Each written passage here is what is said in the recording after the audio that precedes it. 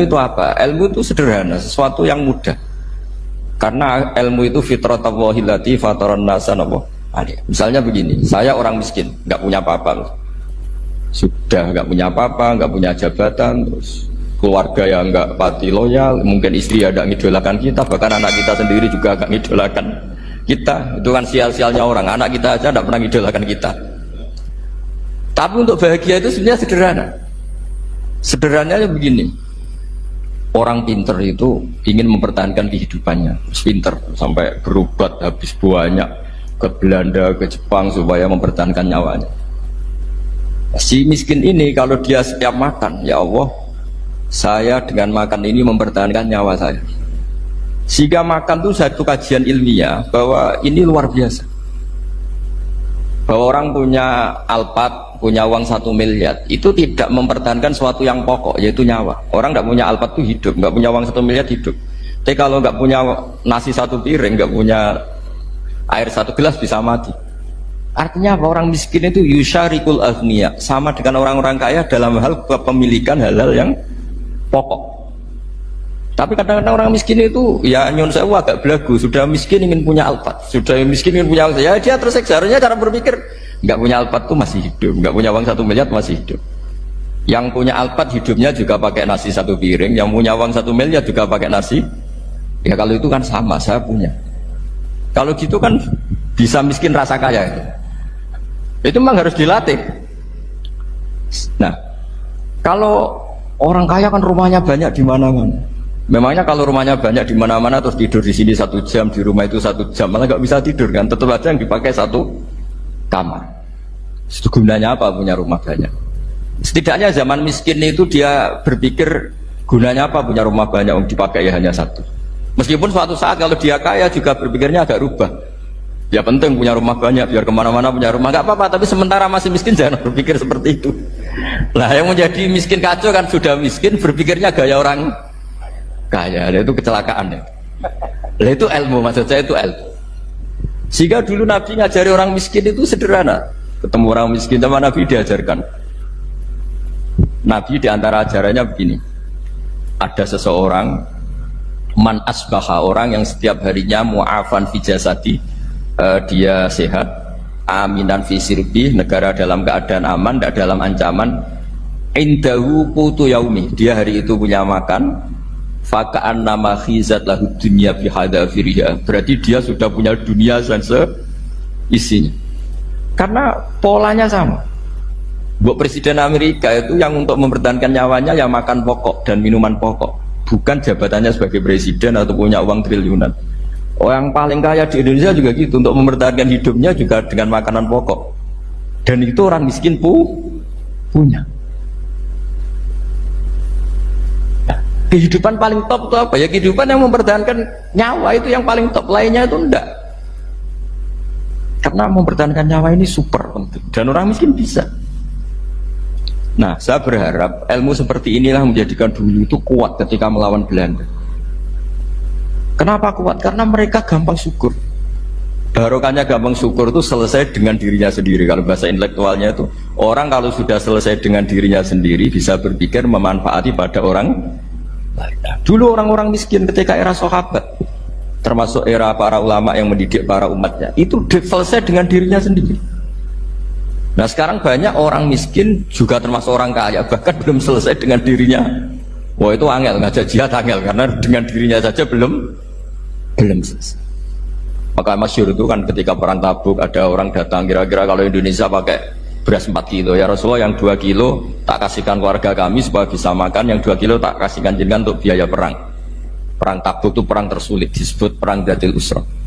Sekarang hitung saja, ini coba dihitung, mungkin yang bagian kasir tahu.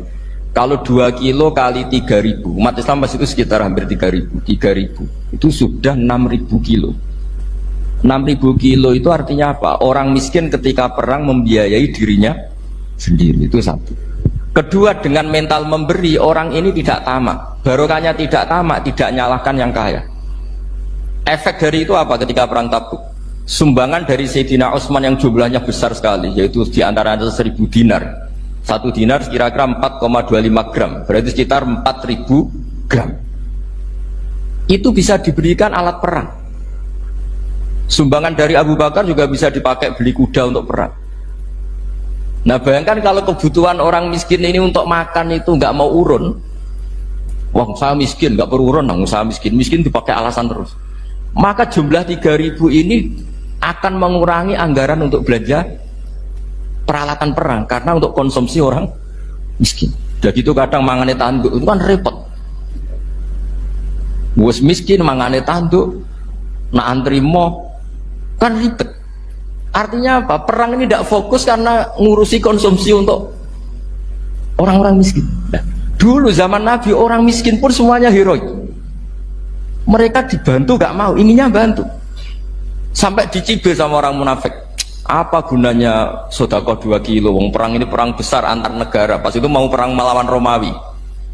Sampai orang munafik bilang alladzina almizuna almuttawiina minal mu'minina fis sadaqati walladzina la yajiduna illa juhdahum faskharuna minhum. Orang-orang munafik digambarkan Allah orang-orang yang mencibir sedekah kecil. Wong untuk perang besar kok sedekahnya hanya 2 kilo. Tapi yang mahal bukan 2 kilonya. Kalau ada 1 juta orang miskin menyumbang negara 20.000, itu artinya apa? Kita punya rakyat yang inginnya hubungannya dengan negara memberi. Tapi coba kalau kita 2 juta rakyat yang inginnya dari negara mendapat, pegawainya demo ya. Nah ini ajarannya Nabi yang luar biasa. Dulu Nabi itu bisa mendidik orang miskin pun bermental memberi. Nah barokahnya bermental mendiri ini mereka selesai dengan dirinya sendiri. Coba kalau mereka tidak bawa makanan dari ketika perang, mungkin kuda yang untuk perang, terus mereka berpikir, bu ini saja disembelih supaya kita bisa makan. Ribet kan? Ngapain beli senjata yang mutakhir, makan saja nggak bisa. Tapi barokahnya mereka urun sendiri. Mereka selesai dengan dirinya sendiri. Ini hebatnya didikan Rasulullah Shallallahu Alaihi Wasallam. Nah dulu Mbah Hashim dan kawan-kawan itu berhasil mendidik seperti itu. Santri yang miskin-miskin itu kalau ngaturi kiai duwene telo itu kayak no telo, duwene wi itu kayak no. Sehingga kiai sing wis mapan-mapan, misalnya kasus kula wonten kan mun setengah mapan. Ya akhirnya yo iso mangan wi. Jebule wi ku yo enak. Santri yo seneng mergo kiai ini seneng pancen wis suwi mangan pizza misalnya. Nah, tapi nak sing melarat terus aku melarat kiai tak kei wi mosok doyan. Wis melarat medhit di alasan kan ribet kan.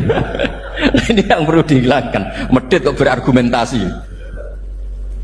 Tapi yang mahal itu bukan wi-nya, mental memberi. Orang itu kalau mentalnya memberi itu berarti selesai dengan dirinya. Tapi kalau tidak bermental memberi pasti tamak. Dan tamak itu mesti menghakimi orang lain. Maka dalam kitab Hikam diterangkan penyakit terberat itu tamak. Kenapa? Karena orang pikir itu tidak ada kata-kata kitab Hikam, bukan kata saya. Yang ada itu tamak. Misalnya gini, saya kenal PLT Bupati Kudus. Tidak pernah saya bilang beliau kikir. Tapi sekali saya pernah ngajukan proposal tidak kesampaian. Wah, beliau medit. Jadi saya menvonis medit itu sebetulnya ya karena punya keinginan tidak kesampaian. Coba kalau enggak, gue medit orang serap penting. Misalnya anak-anak muda sama orang-orang cantik di Jakarta, pernah nggak kamu bilang itu sombong? Enggak kan? Jadi setelah kamu bilang, Mbak aku ingin kenalan Mbak sampean, terus dia agak mau, baru kamu bilang sombong karena keinginan kamu enggak. Nah, bayangkan kalau orang bermental tomak, kayak apa bangsa ini? Nah, sahabat itu dididik oleh Nabi, tomak itu selesai karena keinginan mereka memberi. Sehingga Indonesia bisa merdeka begini itu barokahnya didikan ulama, semuanya ingin memberi. Dulu belum ada negara, tentara-tentara kemerdekaan kalau di kampung-kampung itu ya dibiayai donatur-donatur, termasuk bahasa saya, buin saya dulu. Itu berapa ton aja beras untuk pasukan Hizbullah, pasukan TNI. Di Aceh ada Dawud Bereh, ada yang baca beruah. Jadi baca aja kayak kira asap ada yang bereh, ada beruah, saya juga gak tahu orang Aceh kalau baca bereh. Nyumbang berapa emas untuk kemerdekaan Indonesia. Yang Kesultanan Jogja Legowo, Jogja tidak lagi negara tapi diberikan bagian dari Indonesia dan seterusnya. Nah, jadi semua ini barokahnya didikan Rasulullah SAW yang diteruskan para ulamanya bahwa nomor 1 didik masyarakat itu bermental memberi. Dengan bermental memberi apapun kecilnya ini selesai dengan dirinya sendiri. Itu kalau sampean nggak punya mental memberi, nanti pulang dari Pemda, oh sok acara di kabupaten berkatnya ini ribet itu.